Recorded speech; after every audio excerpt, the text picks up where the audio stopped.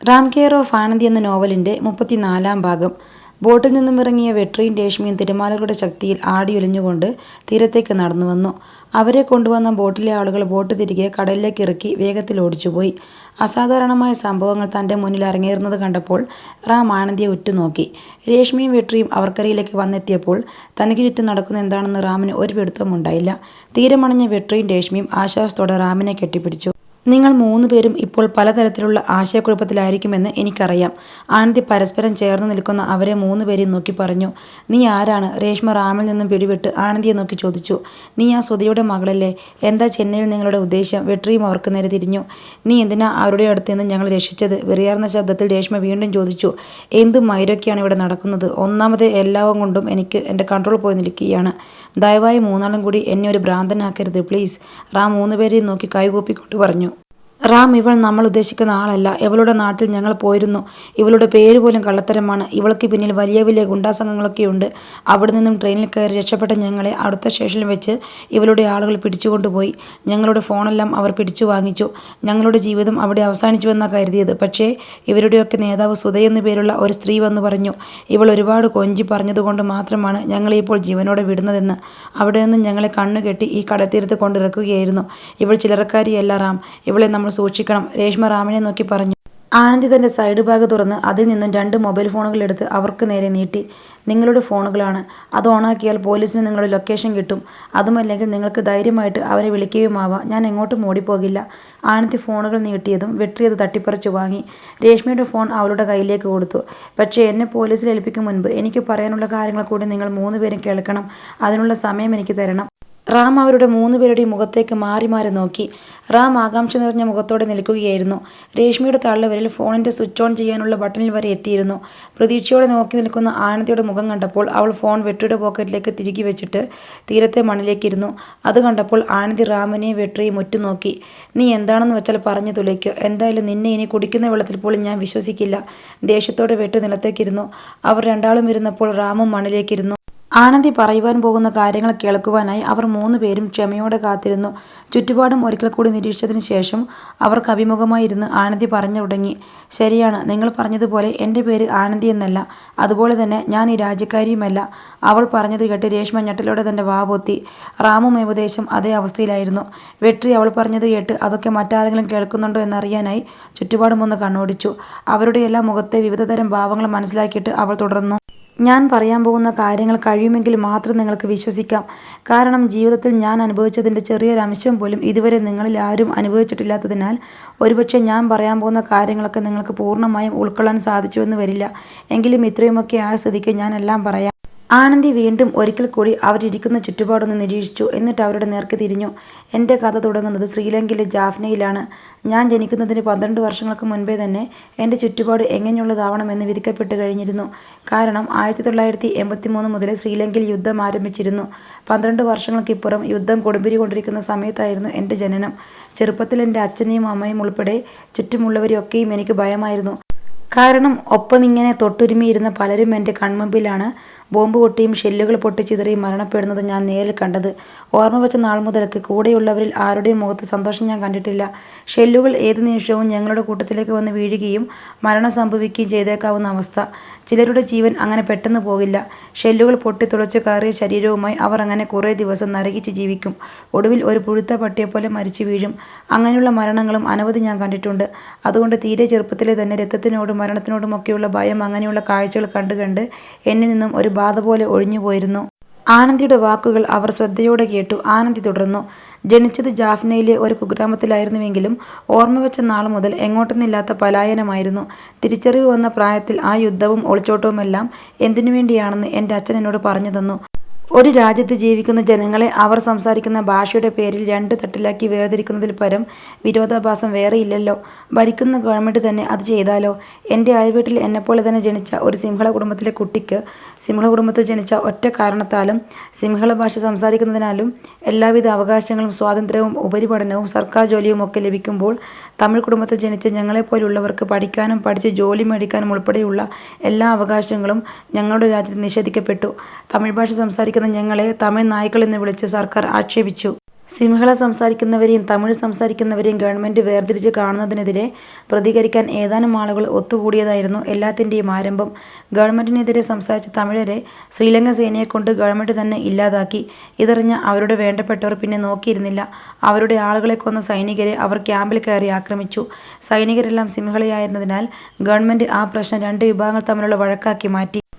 മൊത്തം ജനസംഖ്യയിൽ ഭൂരിഭാഗം സിംഹളരുള്ള ഒരു രാജ്യത്ത് ന്യൂനപക്ഷ തമിഴർ ഒരു ചേരിയായി മാറിയാൽ അവരെ ഇല്ലായ്മ ചെയ്യാൻ എളുപ്പമായിരിക്കുമല്ലോ.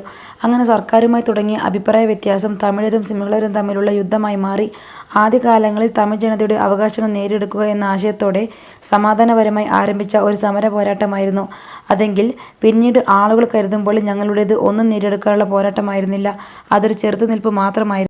പിന്നീട് അങ്ങോട്ട് തമിഴ് സംസാരിക്കുന്ന ആരെ കണ്ടാലും സിംഹളർ ഉപദ്രവിച്ചു തുടങ്ങി. തമിഴർ പഠിക്കുന്ന സ്കൂളുകൾക്ക് അവർ തീയിട്ടു.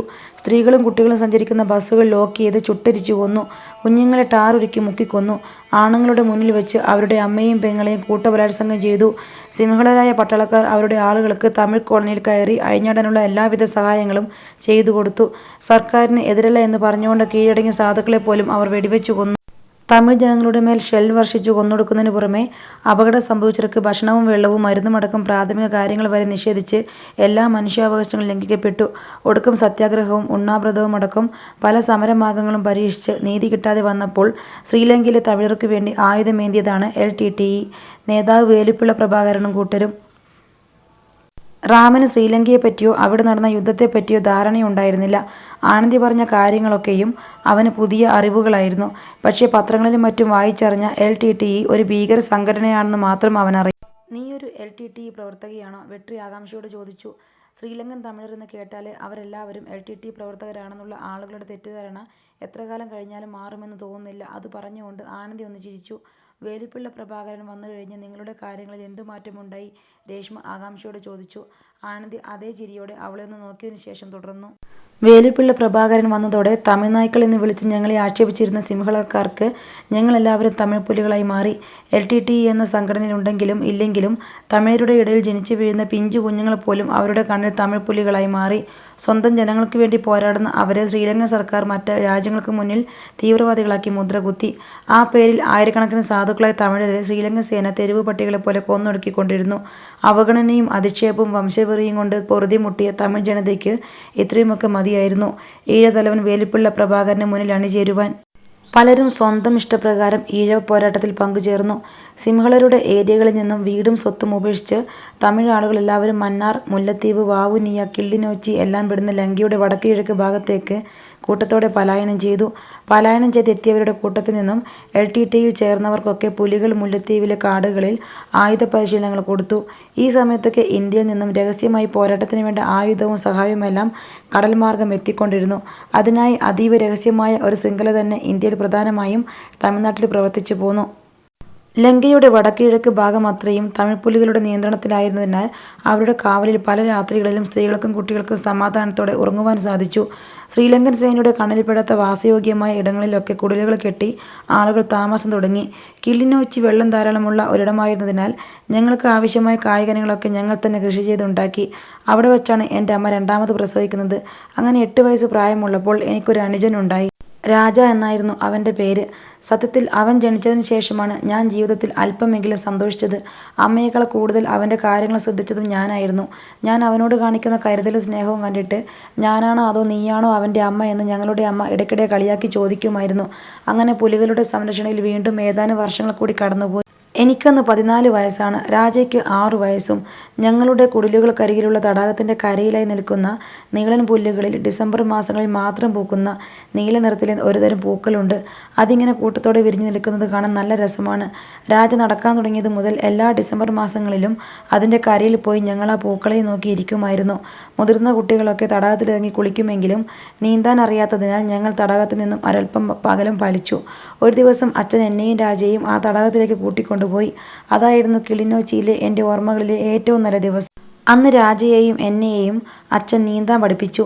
ഞാനും രാജയും കൂടി കുളി കഴിഞ്ഞ് നീലപ്പൂക്കൾ പിടിച്ചു നിൽക്കുന്ന പുല്ലുകൾക്കിടയിലൂടെ ഓടിക്കളിക്കുന്ന സമയത്താണ് ദൂരെ എവിടെയോ ഉഗ്രസ്ഫോടനം നടന്ന ശബ്ദം കേട്ടത്. അച്ഛൻ അപ്പോൾ തന്നെ ഞങ്ങളെയും കൂട്ടി കുടിലിലേക്ക് പോയി. പിന്നീടാണ് ഞങ്ങളുടെ പ്രദേശത്തു കൂടി ശ്രീലങ്കൻ സേനയുടെ വാഹനം കടന്നു പോയപ്പോൾ പുലികളിൽ ആരോ ചാവേറായി വണ്ടിക്ക് വട്ടം നിന്ന് ആക്രമണം നടത്തിയതാണെന്ന് ഞങ്ങൾ അറിയുന്നത്. ആ സംഭവം സേനയെ കൂടുതൽ പ്രകോപിതരാക്കി. പിന്നീട് വെടിയൊച്ചകളും സ്ഫോടനങ്ങളും കിളിനോച്ചിയിലും മുഴങ്ങിക്കേട്ടു തുടങ്ങി. അങ്ങനെ യുദ്ധം വീണ്ടും കൊടുമ്പിരി കൊണ്ടിരിക്കുന്ന സമയം വർഷം 2009 ജനുവരി മാസം. വേലുപ്പിള്ള പ്രഭാകരനെയും കൂട്ടരെയും എങ്ങനെയും പിടിച്ച് മറ്റുള്ള രാജ്യങ്ങൾക്ക് മുൻപിൽ തങ്ങളുടെ സൽപ്പേര് കാത്തു സൂക്ഷിക്കാൻ ശ്രീലങ്കൻ സേനയും ശ്രീലങ്കൻ ഗവൺമെൻറ്റും പരിശ്രമിച്ചു കൊണ്ടിരുന്ന ദിവസങ്ങൾ. ഈഴത്തെ പരമാവധി തീവ്രവാദികളാക്കി കാണിക്കുവാൻ അവർ ഒരുപാട് പരിശ്രമിച്ചു. ഈഴത്തിൻ്റെ സംരക്ഷണ പ്രദേശങ്ങളിൽ കഴിഞ്ഞിരുന്ന ഞങ്ങളെപ്പോലുള്ളവർക്ക് യുദ്ധം മൂലം സംഭവിക്കുന്ന ദുരിത വാർത്തകൾ ഒന്നും തന്നെ അവർ പുറത്തുവിട്ടില്ല. പകരം ഞങ്ങളും തീവ്രവാദികളാണെന്ന പേരിൽ ഇല്ലാ കഥകൾ ലോകത്തോട് വിളിച്ചു പറഞ്ഞുകൊണ്ടിരുന്നു. ഞങ്ങൾ താമസിച്ചിരുന്ന പ്രദേശത്തു മാത്രം ചെറിയ ചെറിയ കുടിലുകളിലായി 300ഓളം ആളുകൾ തിങ്ങിപ്പാർത്തിരുന്നു. അച്ഛനും അമ്മയ്ക്കും അനുജനുമൊപ്പം കുടിലിൽ ഉറങ്ങിക്കിടന്നിരുന്ന അന്നത്തെ രാത്രിയിൽ ഞങ്ങൾ താമസിച്ചിരുന്ന പ്രദേശത്ത് ബോംബാക്രമണമുണ്ടായി. ആകാശത്ത് നിന്നും ഹെലികോപ്റ്റർ വഴി ശ്രീലങ്കൻ സേന ഞങ്ങൾക്കിടയിലേക്ക് ബോംബുകളും ഷെല്ലുകളും വർഷിച്ചു. അത് പൊട്ടി ആളുകൾ ചിന്നിച്ചിതറി. ആക്രമണത്തിൽ ഭയന്ന സ്ത്രീകളും കുട്ടികളുമെല്ലാം പല വഴിക്ക് ഓടി രക്ഷപ്പെട്ടു. ആ കൂട്ടത്തിൽ രാജയും ഞങ്ങളിൽ നിന്നും കൂട്ടം തെറ്റിപ്പോയി. ഷെല്ലാക്രമണത്തിൽ കാലിന് സാരമായി പരിക്കേറ്റിട്ടും അച്ഛൻ എന്നെയും അമ്മയും ചേർത്ത് പിടിച്ച് ആ തടാകത്തിൻ്റെ കരയിലേക്ക് കൂട്ടിക്കൊണ്ടുപോയി. ഞങ്ങളെ സുരക്ഷിതമായി അവിടെ ഇരുത്തിയതിനു ശേഷം രാജയെ അന്വേഷിക്കുകയായിരുന്നു അച്ഛൻ്റെ ലക്ഷ്യം. പക്ഷേ അവിടെ എത്തിയ ഞങ്ങളെ കാത്തിരുന്നത് മറ്റൊരു ദുരന്തമായിരുന്നു.